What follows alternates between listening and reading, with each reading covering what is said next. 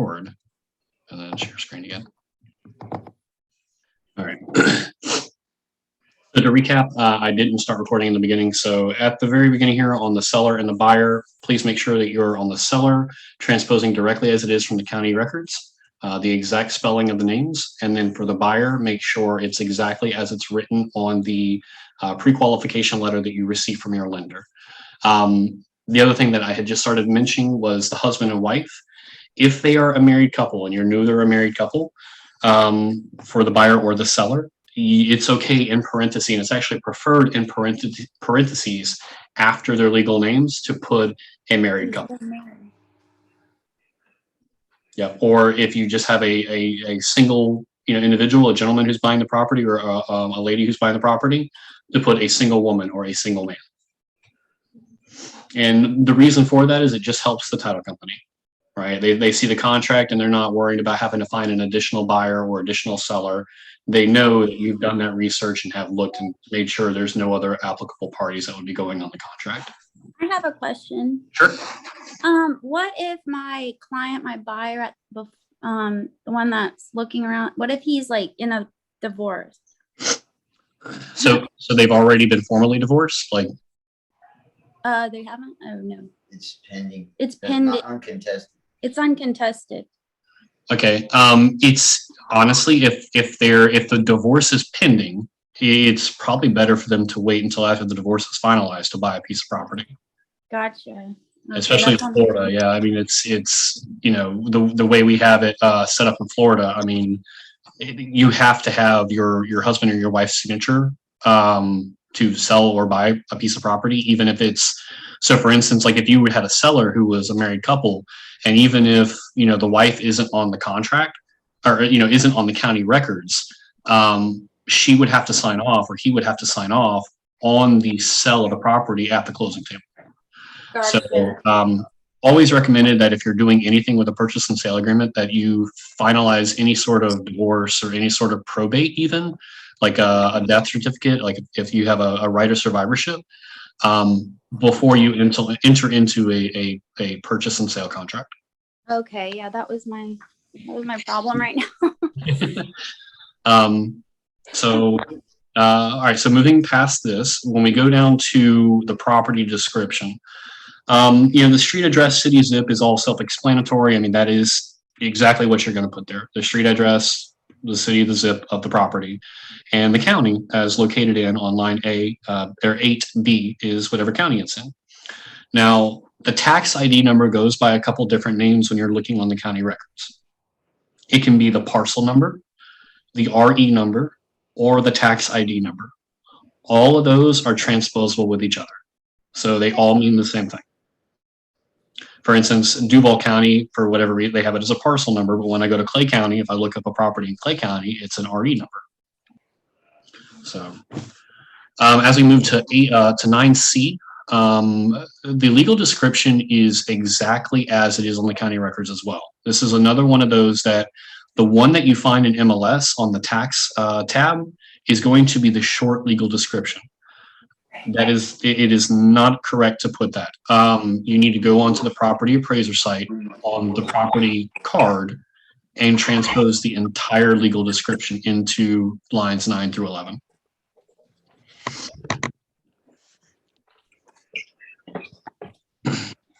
All right, so do we all understand what personal property is at a property? Have you guys, I mean, does anyone need clarity on what actually constitutes as personal property? So I'll just give a brief explanation. Personal property is literally anything in the home that is not bolted to the home, basically, right?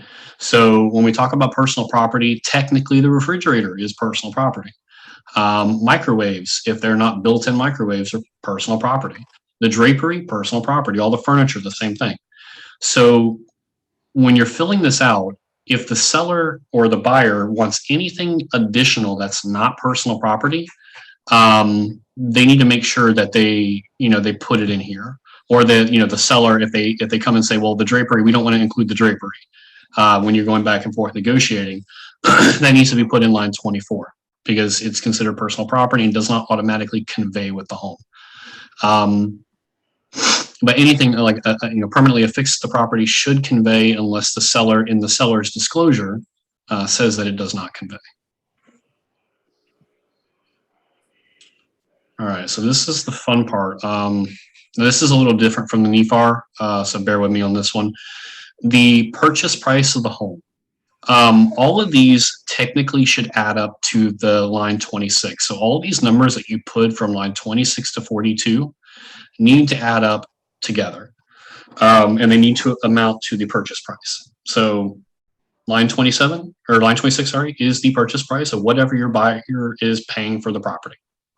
All right. So if it's, let's just say 300 for, ease of numbers.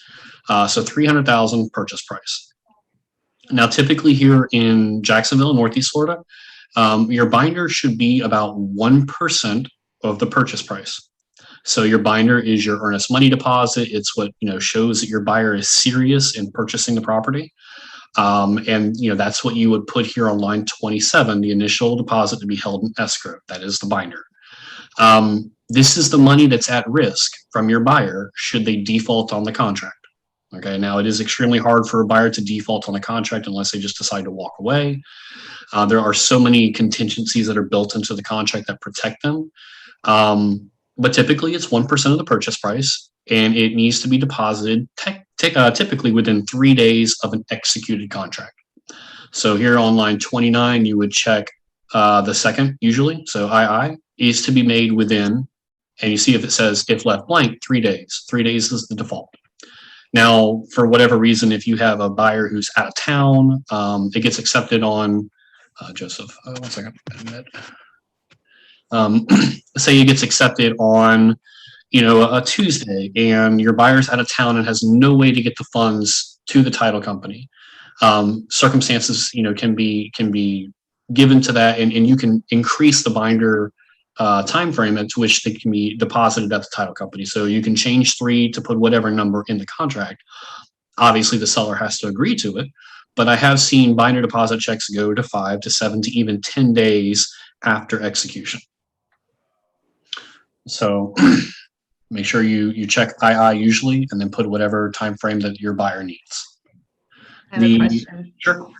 So can you clarify what kind of money? Should it be cash, check? What is the form that they normally need to use? So typically it's either wiring or a cashier's check. A lot of title companies won't accept personal checks. Some will, some won't. But what I'd recommend is when you have a binder check that needs to be deposited or turned in, you actually reach out to the title company that the seller is using and find out what method of payment they're allowing for.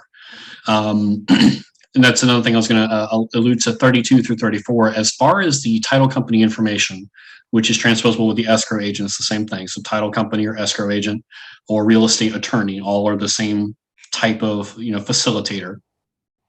When you're submitting an offer for your buyer, I would recommend before you ever send the offer over to the seller or the listing agent, call the listing agent and ask them what title company they are using. This is going to keep you from having to go back and forth on the contract. You're going to send it to them. They're going to have to put the title company information in, have the seller initial it. Your buyer will have to initial it because it's a change to the contract. So it's just best practice to actually call the listing agent and get this information filled in, from the beginning. That way you don't have to go through those extra steps. But that will also allow you to know if they give you that title company information, you can call them and say, hey, what forms of binder deposit do you guys accept? When you have your buyer deposit the escrow check, make sure you're going to need this for compliance with EXP, but make sure you're receiving a verification of binder. It should be on letterhead. So the title company should provide you with an official document that says, Samantha Smith's binder deposit of $3,000 was accepted on this day. So that way you have a paper trail of when it was deposited, so you stay within, your contractual timelines. Any questions on that? Okay. Line 35, the additional deposit. I'm going to be honest. This is very rarely used. Typically, the full binder is just paid up front. This is more used with new construction, but then you wouldn't have it on this contract. It would be on a builder contract anyways. So, for instance, new construction, when you submit an offer, sometimes it's $5,000 due at signing and then another 2 to 3% at 60 days later for your deposit. On a standard purchase and sale agreement, there typically is not a additional deposit after the initial one. All right. So line 38 needs to be filled out with the loan amount. So if this would need to be taken from the pre-qualification letter typically, or asked of the lender when you're submitting the offer. So if they give you a pre-qualification letter and it says they're doing 95% loan to value or a 5% down conventional loan, right? You would just 95% of 300,000 is what would go here. So 95% of the purchase price if they're doing a 95 or a 5% down would be the financing. So whatever the buyer is actually financing, not the total value, but whatever they're financing needs to go in line 38. Now, when I talk about everything needs to add up here, line 40 is where this all makes sense. So say the buyer is, let's just go 100,000 for ease. The purchase price is $100,000. That would go in line 26. They're putting $1,000 deposit down or binder because it's 1% of the purchase price, and they're doing 95% loan, or they're doing 5% down. So all of it needs to equal 100,000 because that's the purchase price. If their down payment is 5%, that means their down payment is technically $5,000. That is minus the binder for the balance to close. So their down payment is due at close, but they already have $1,000 in the pot, basically. So that binder amount adds with X amount of cash to equal the down payment of the property. So here, balance to close would be $4,000, which would need to be put in line 40, $4,000, because 4,000 plus the 1,000 binder equals the 5% down. Does that make sense? Yeah, not all at once. I'm joking. All right, everyone understand how we got there? Okay, taking silence is yes. All right. Time for acceptance in the counter offers. This is different from the NEFAR contract, but usually when you submit an offer, there is a 24-hour deadline. So if you don't get an answer back in 24 hours from the listing agent, your offer is considered invalid, or the offer is no longer, pending seller response. Now you can leave it for longer, or you can put a longer time frame here in line 45, but technically or typically it is a 24-hour, but here in the FARBAR it actually says 2 days. So we'll just since we're sticking with the FARBAR, so 48-hour response timeline, 24-hour if you're using the NEFAR contract, and again your individual MLS contracts may be slightly different. But if you submit an offer, you don't hear anything within 48 hours using a FARBAR, your offer is no longer valid. So they can't just sign the offer at 3 days in and hold your buyer to that offer anymore, right? Now, again, you can always convey an email that your offer still stands, or you can send a new purchase and sale agreement, resending it with a new date, and keep your offer valid. But this is to protect the buyer, where the seller can't just kind of hem-haw for 4 or 5 days, get no other offers on their table, and then randomly sign your buyer's offer and send it back and say, we're under contract, right? So after 2 days, the contract is invalid.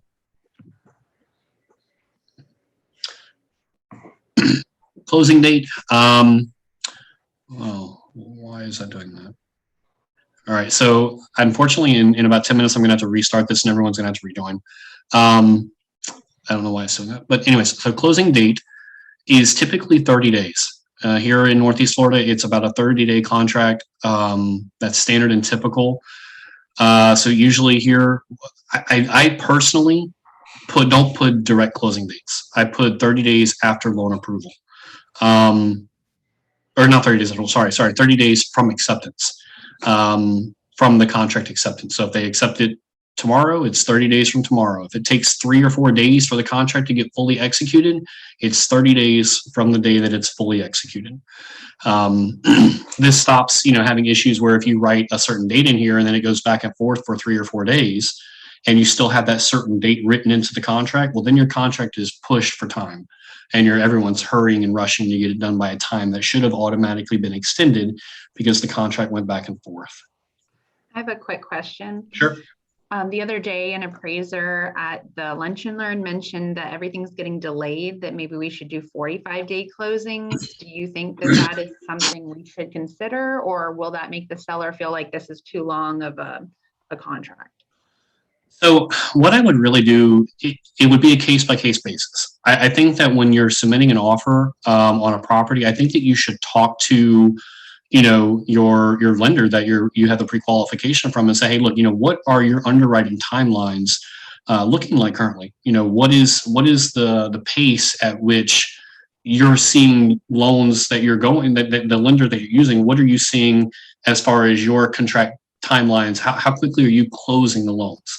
If they're saying that they're still closing them in 30 days, write 30 days. If they're, you want them to be honest with you and ask them, straight up, look, can you get this done in 30 days? If not, I need to write it for 45. Because there really is nothing worse in this market, especially to write more than a 30-day contract because offers are hyper competitive. So if you can, find a lender that's doing loans in 30 days, keep them on the call list for sure. And, if you can avoid putting anything longer than 30 days on your closing date, I would definitely recommend that. But again, the gentleman that we're referencing, maybe that's his underwriting timeline. Maybe his underwriting or processing staff can only get them done in 45 days. So that's why it's also good to have a couple lenders on hand that you can call and kind of touch base with and check to see what their underwriting timelines are. But I would personally write 30 days, and I would have a lender in my back pocket that could get them done currently in 30 days. All right, so the extension of the closing date, this here, it really, there's not anything built into the contract that it's automatically going to extend it. Contracts get extended for a number of reasons between, underwriting timelines, repairs not being done, quick enough, extra underwriting guidelines that have to be met by the buyer, and you'll use an amendment for that. And I'll send out a blank amendment to everyone, but the amendments are really straightforward. When you write an amendment for a closing extension, it's going to say something to the effect of buyer and seller agree to extend the close of escrow to X date. And that date would be whatever your lender tells you need it extended to, or whatever the seller tells you they need it extended to finish said repairs on the property. Okay. Occupancy and possession. There's not really anything here to check. This just basically says that seller, at the closing date, will deliver the property to the buyer free of tenants, free of anyone else occupying the property. And at that date, the responsibility of the property becomes the buyer's. You would only check 68B if there is a tenant that is occupying the property. So for instance, say the seller hasn't rented out until August, but your buyer really, really wants the property right now, and they're willing to close on it early.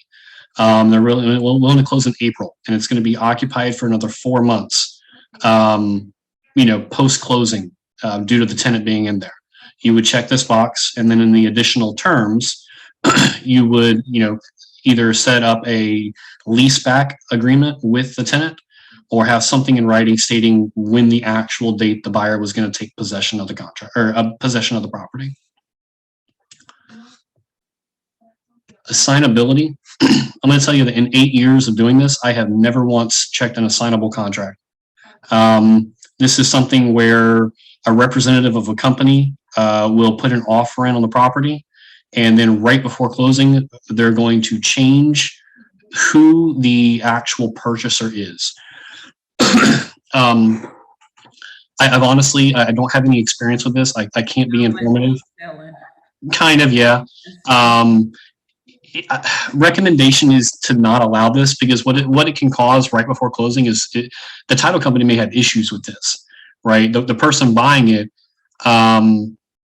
they may have legal issues clouding their, being provided clear title. So what I'd recommend here is if a buyer's agent, if you ever have a listing and someone submits this and they ask for it to be assignable, I would really take a hard look at that offer and find out why they're asking for it to be assignable. But again, in almost 8 years, I have never once dealt with an assignable contract.